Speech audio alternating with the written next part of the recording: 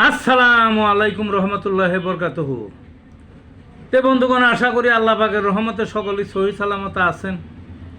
তে কবি Gazi Akkas Ali YouTube channel 017140885009 এর পক্ষ থেকে আপনাদের সকলের প্রতি রইল একান্ত আন্তরিক শুভেচ্ছা ও ভালোবাসা। তে বন্ধুগণ, এখন আপনাদের সামনে যে বয়ানটা রাখবার চেষ্টা করব, বয়ানটার নাম হলো জ্বরে হোমিওপ্যাথিক চিকিৎসা। এই যে মানুষের জ্বর আসে না, এই জ্বরে হোমিওপ্যাথিক চিকিৎসা। সহজ কয়েকটা নিয়ম আমি বলবো এবং তার ঔষধ বাতাবো।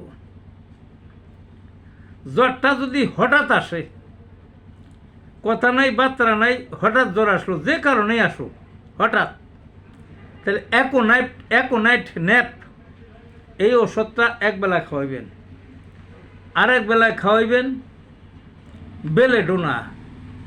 এভাবে খাওয়ান, দেখবেন যে জ্বর সম্পূর্ণরূপে সহজেই নির্মূল হয়ে যাবে।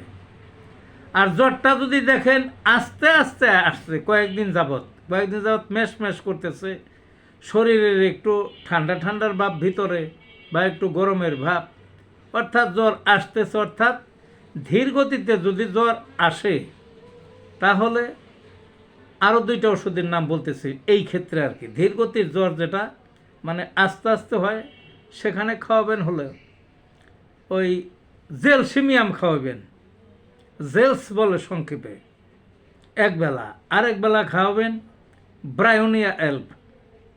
এইভাবে খাওয়াবেন, জ্বর সহজেই সেরে যাবে। বৃষ্টিতে ভিজে যদি জ্বর আসে, তাহলে রাস্টক্স খাওয়াবেন। আর বলবো না, এইটুক মনে থাকলেই জ্বর সারানোর জন্য যথেষ্ট। ভালো থাকুন বন্ধুগণ।